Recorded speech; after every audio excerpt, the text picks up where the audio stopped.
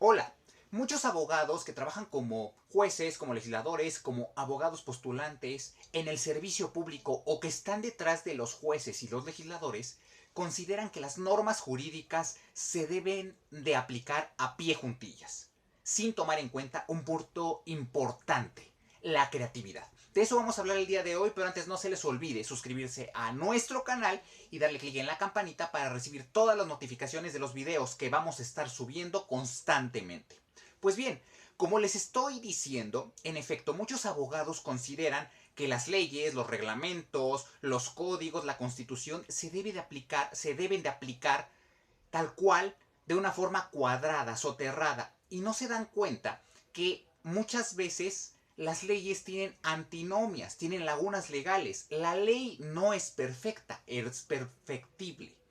Y si bien es cierto, estos abogados usan ciertos rasgos de la técnica jurídica y utilizan la propia ley, no son creativos y no se dan cuenta que se necesita de creatividad, de imaginación en muchas ocasiones para resolver un asunto, ya sea como juez o como abogado postulante, para obviamente crear una ley como legislador, porque finalmente un legislador crea leyes y obviamente no vas a crear leyes basándote en otras leyes que preexistentes o en otras leyes que van a ser abrogadas. Debes de crear, obviamente sin vulnerar principios constitucionales, ¿ok? O principios generales del derecho, o principios de la lógica. Pero debes de crear.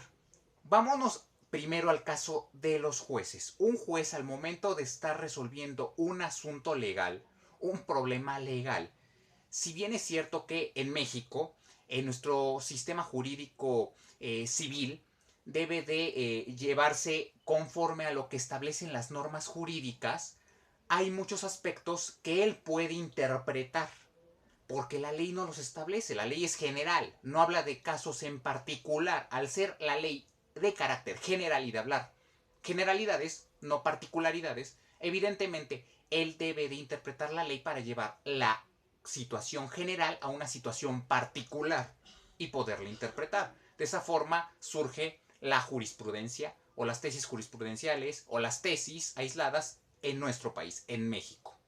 Entonces, sí, tal cual como lo estoy diciendo, debe de interpretar y para interpretar debe de ser creativo muchas veces y tener imaginación. Ahora, no por tener imaginación y ser creativo implica que se va a saltar la ley o se va a saltar la constitución, ¿ok? Pero finalmente debe de aplicar para resolver ese asunto, porque no lo puede dejar sin resolver si la ley no especifica ese asunto tal cual como sucedió en los hechos.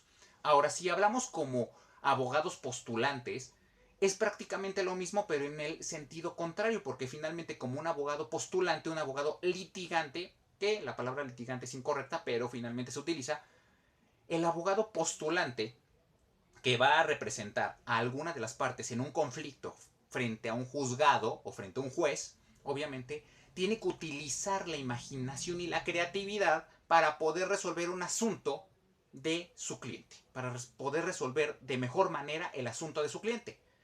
Si nos vamos únicamente a lo que señala la ley, de una manera cuadrada, probablemente no podamos resolver correctamente ese asunto. Ahora, si nos vamos al caso de un legislador, en este caso con mayor razón se debe de utilizar la creatividad.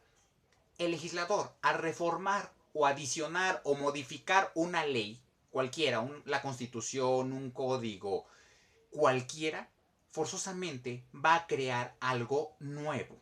Quizá algo que existe en otro país, en Chile, en Colombia, en Francia, pero que aquí no existe, entonces lo debe de crear y no basarse en otras situaciones, no copiar y pegar como muchas veces sucede. Finalmente, crear. Ahora, si no solamente se va a adicionar o modificar o reformar, sino se va a crear una nueva norma jurídica, una nueva ley, evidentemente tiene que crear derecho. Y para crear derecho, obviamente, tiene que utilizar la imaginación.